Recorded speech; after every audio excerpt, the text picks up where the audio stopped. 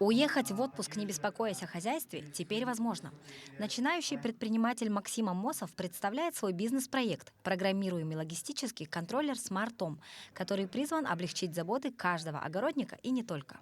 С помощью ПЛК можно автоматизировать все, например, автополив картошки, например,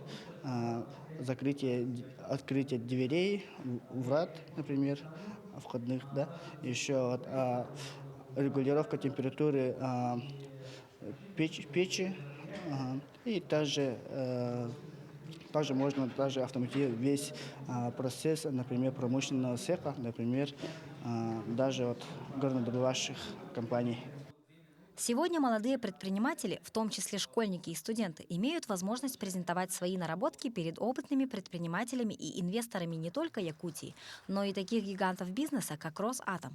Всего в этом году на инвест-сессии свои работы представили 23 участника. Лучших ждут не только призы. Росмолодежь совместно с инвестиционным фондом ИСЛА подготовили призы трем первым местам по результатам оценки экспертов.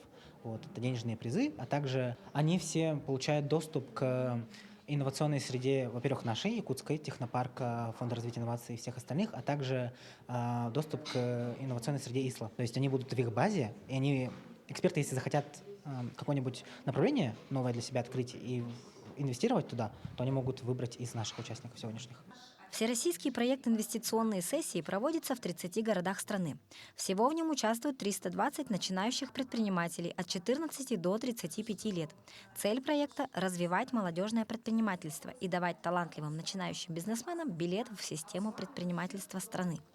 Мария Кардашевская, Илья Сыромятников, Якутск.